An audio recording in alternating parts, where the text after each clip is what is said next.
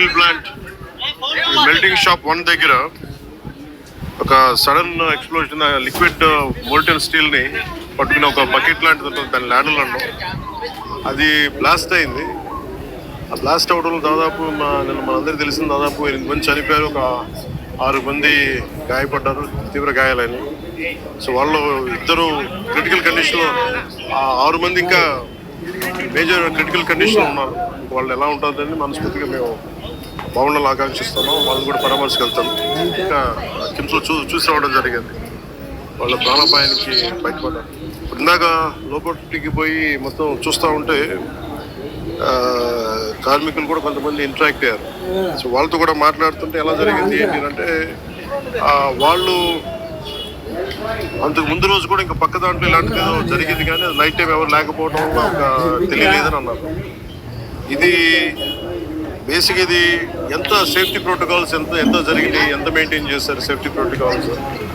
అలాగే మేజర్ కనిపించేది upgradation of steel plant మేజర్గా చూస్తుంటే ఇప్పుడు దాకా నేను దారిలో నిన్న నుంచి అడుగుతూ ఉన్నాను, అసలు ఇలాంటి సంఘటన ఎక్కడైనా జరిగిందా, ఇంతకుముందు జరిగిందా అంటే లాస్ట్ 33 years 36 yearsలో ఎక్కడ జరగలేదు ఇలాంటి ఇన్సిడెంట్ అని చెప్తా ఉన్నాను. నాకు వచ్చిన ఇన్ఫర్మేషన్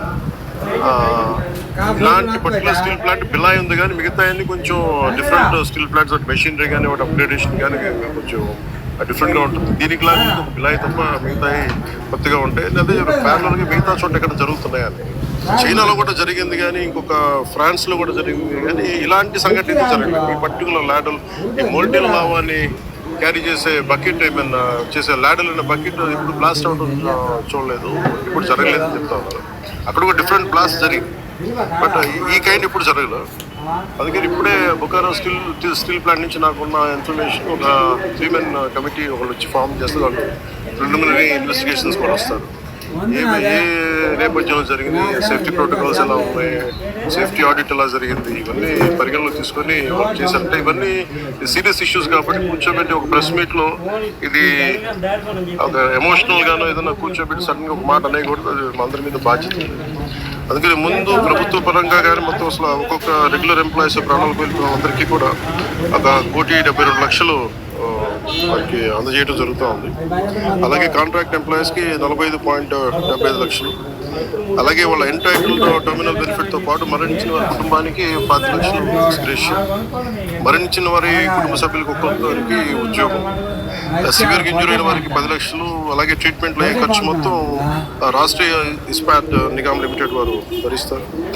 అలాగే స్టీల్ ప్లాంట్ ఉద్యోగుల పిల్లల చదువులు ఏ విధంగా అయితే కొనసాగుతున్నాయో అదేవిధంగా మరణించిన వారి పిల్లలకు కూడా అది వర్తిస్తుంది, వారి చదువు అలాగే కంటిన్యూ అవుతుంది. మరణించిన వారి notional date of superannuation means retirement ఏ రోజు వరకు అయితే ఉంటుందో అప్పుడు దాకా వారి కుటుంబ సభ్యులు స్టీల్ ప్లాంట్ క్వార్టర్స్లోనే ఉండొచ్చు. అలాగే ఎవరైతే కుటుంబ సభ్యులు స్టీల్ ప్లాంట్ టౌన్షిప్ బయట ఉన్నారో వారు కూడా ఇఫ్ దే డిజైర్ అంటే వాళ్ళు కోరుకుంటే ఆ స్టీల్ ప్లాంట్ క్వార్టర్స్లో కూడా వాళ్ళు కూడా ఉండొచ్చు. అలాగే ఇందాక నేను చెప్పినట్టుగా బొకారో స్టీల్ ప్లాంట్ నుంచి ఒక 3 men కమిటీని ఎంక్వైరీ జరుగుతూ ఉంది. అలాగే మరణించిన వారి కుటుంబాలకి, ఆసుపత్రిలో ఉన్న వారికి అండగా నిలబడుతూ రాష్ట్ర ప్రభుత్వం కూడా వారికి పూర్తి సహాయ సహకారాలు అందిస్తాం. అండ్